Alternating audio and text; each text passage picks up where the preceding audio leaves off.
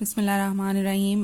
बच्चों, आज हमने करना है RL series circuit. RL series circuit तो हम पहले भी कर चुके हैं, ठीक है। ये हमने सर्किट इसको कंसिडर किया था और यहाँ पे स्विच को हमने ए पे क्लोज किया था, जिससे सर्किट में बैटरी भी मौजूद थी। ये उस सूरत में है, अब हमारा करंट जो है वो इसके अंदर फ्लो करता गया, करने के बाद जो है मैक्सिमम अपनी एक वैल्यू तक पहुंचता गया, जो कि मैक्सिमम वैल्यू का 63% था और सारे ग्राफ्स वगैरह हमने ड्रॉ किए। लेकिन अब हमने करना है decay of current. Decay of current का मतलब यह है कि मैक्सिमम वैल्यू अचीव हो चुकी है, अचीव होने के बाद जो हम बैटरी है सर्किट की उसको उसके अंदर से निकाल देते हैं। कैसे निकालेंगे कि हम स्विच को बी पे क्लोज कर देंगे। जब स्विच को बी पे क्लोज करेंगे तो ये हमारे पास सर्किट बन जाएगा, यानी सर्किट में रेजिस्टर है, सर्किट में इंडक्टर है। अब ये चीज़ आपने ध्यान में रखनी है कि इनिशियली जो है voltage drop across the resistor 0 था और with the passage of time maximum value of EMF of the circuit जो है वो यहाँ पे अपीयर हुई थी, जबकि जो यहाँ पे था पहले मैक्सिमम वोल्टेज ड्रॉप यहाँ पे अपीयर हुआ था, लेकिन with the passage of time वो जीरो होता गया। वो जीरो कैसे होता गया? वो जीरो इस तरह से हुआ कि जैसे जैसे करंट फ्लो किया, ये जो सर्किट हमारा कॉइल था वो मैग्नेट बन गया। मैग्नेट की मैग्नेटिक फील्ड के अंदर जो इंड्यूस्ड ईएमएफ थी वो इंड्यूस हो गई, जिसकी वजह से उसका अपना एक पोटेंशियल ड्रॉप था वो आ गया और उसने जो वो इतना ज़्यादा हो गया कि तकरीबन ईएमएफ ऑफ द सर्किट के इक्वल हो गया। इसलिए ईएमएफ ऑफ द सर्किट के इक्वल होने की वजह से इसके across voltage drop at time t is equal to infinity पे हमारे पास जीरो आ गया था, ठीक है। इसका मतलब है कि अब जो इंडक्टर है उसके अंदर मैक्सिमम एनर्जी स्टोर्ड हो चुकी है, उसकी इंड्यूस्ड ईएमएफ की वैल्यू मैक्सिमम है। अब हमने सर्किट में से सोर्स ऑफ ईएमएफ निकाल दिया है। अब क्या होगा? अब जो इंडक्टर के अंदर सारी एनर्जी स्टोर हो चुकी थी equal to EMF of the circuit but in opposite direction, तो क्या होगा? उस ऑपोजिट डायरेक्शन में होती है ना इंड्यूस्ड ईएमएफ हमेशा, ठीक है। तो अब वो बैटरी के तौर पे एक्ट करना शुरू कर देगा। अब जो है वो करंट फ्लो करेगा सर्किट के अंदर इन opposite direction of initial current, ठीक है। अगेन हमारे पास लूप है, ये क्लोज्ड सर्किट है, लूप रूल अप्लाई कर देंगे। x जो है वो minimum value of potential difference है विद इन द सर्किट, तो Vx आ गया सबसे पहले। ये हमारे पास यहाँ पे मौजूद नहीं होगा, लिहाजा बाकी दोनों जो एलिमेंट है -IR उसके अक्रॉस, रजिस्टर के अक्रॉस जो है वो वोल्टेज ड्रॉप आ गया और जो है इंडक्टर के अक्रॉस -VL आ गया इक्वल टू Vx आ गया। Vx से कैंसल आउट हो गया। ये इसको हमने यहाँ पे नीचे उतार लिया, जबकि एप्सिलॉन को हमने 0 पुट कर दिया। -IR -VL is equal to 0। VL की वैल्यू पुट कर लेते हैं और इसको ले जाते हैं हम उधर। ये आ जाएगी -L di/dt प्लस, यहाँ माइनस है तो उधर जाके प्लस हो जाएगा, ठीक है। अब हम सेपरेशन ऑफ वेरिएबल कर लेते हैं। सेपरेशन ऑफ वेरिएबल किस तरह से होगा? R/L इधर आ जाएगा, dt आ जाएगा और I जो है वो उधर चला जाएगा, di/i हो जाएगा। जब इसको हम इंटीग्रेट करेंगे, g माइनस साइन को हम यहाँ लिख लेते हैं,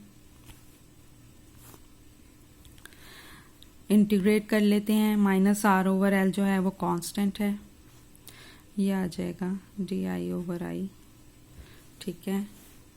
फंक्शन ऊपर उसका डेरिवेटिव मौजूद है, आंसर इंटीग्रल का log i आ जाएगा और इधर से -R/L t आ जाएगा प्लस कांस्टेंट ऑफ इंटीग्रेशन, जो कि इनिशियल वैल्यूज पे डिपेंड करेगा। इनिशियल वैल्यूज क्या है कि अब इनिशियली तो हमारे पास सर्किट में मैक्सिमम करंट था, क्योंकि हम डिके ऑफ करंट पढ़ रहे हैं। With the passage of time जो है वो करंट जो है वो कम होगी वैल्यूज की, तो लिहाजा अब हमारे पास इनिशियल कंडीशंस आएंगी I is equal to I0 when t is equal to 0। तो यहाँ t इक्वल टू 0 पुट करने से ये टर्म 0 होगी, इधर सिर्फ k रह गया। जब यहाँ I को I0 पुट किया तो log ऑफ I0 हमारे पास कांस्टेंट ऑफ इंटीग्रेशन की वैल्यू आ जाएगी। तो अब हमारी इक्वेशन क्या बन गई है? अब हमारी इक्वेशन बन गई है -RT/L plus natural log of I0 is equal to natural log of I, यहाँ RT/L इसको उधर ले जाते हैं, natural log of I minus natural log of I not आ गया। इसको हम लिख लेते हैं log of I over I not minus R T over L. अब दोनों तरफ ई की पावर ले लेते हैं, यहाँ पे ई की power R T over L आ गया और आई ओवर आई नॉट इधर रह गया और हमारे पास इक्वेशन आ गया is equal to I not e raise to power minus R T over L. ये हमारे पास आर एल सीरीज सर्किट की डिके ऑफ करंट के लिए जो है वो वैल्यू आ रही है। आई नॉट की जो मैक्सिमम वैल्यू है I is equal to I not है when T is equal to 0। ठीक है, अब इसके बाद जो करंट है वो एक्सपोनेंशियली डिके होना शुरू हो जाता है। जब टी इन्फिनिट हो जाता है तो हम देखते हैं क्या वैल्यू आएगी, I not e raise to power minus, यहाँ पे इन्फिनिटी हो जाएगा, I not over e raise to power infinity यानी 1 ओवर इन्फिनिटी 0 हो जाएगा। यानी with the passage of time जो सर्किट में करंट है वो कम होता 0 ही हो रहा है। That is called the decay of current in RL series circuit. अब हम अगेन पोटेंशियल ड्रॉप कैलकुलेट करते हैं अक्रॉस द रेजिस्टर। तो हमारे पास V is equal to I R, simple formula है, यहाँ वैल्यू पुट कर देते हैं, I not e raise to power minus R T over L, यहाँ पे आर आ रहा है वैल्यू। ठीक है, और आई नॉट की मैक्सिमम वैल्यू हमने पीछे कैलकुलेट की थी ई ओवर आर के इक्वल है, तो ये भी पुट कर देते हैं, E over R multiply by R e raise to power minus R T over L. ठीक है, आर आर से कैंसिल आउट हो गया तो वी आर हमारे पास आ गया e raise to power R T by L.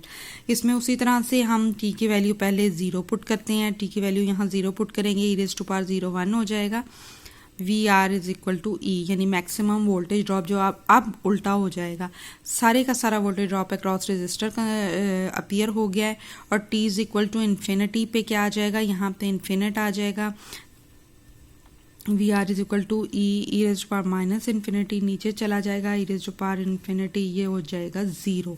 यानी मैक्सिमम टाइम पे जो आहिस्ता आहिस्ता करंट डिके होता जाएगा, वोल्टेज ड्रॉप अक्रॉस रेजिस्टर भी डिके होगा। फिर हम देखते हैं potential difference across the inductor, वो किसके इक्वल है, L D I by D T. तो हम पुट कर देते हैं वैल्यू और उसको डिफ्रेंशिएट कर लेते हैं विद रिस्पेक्ट टू टी। यह आ गया आई नॉट, या इसको हम ई बाई आर ही अब पुट करते हैं, e raise to power minus R T over L. तो ये आ गया, जब हम डिफ्रेंशिएट करते हैं तो ये आ जाएगा ई ओवर आर, ऐसे ही आ जाएगा e raise to power R T over L.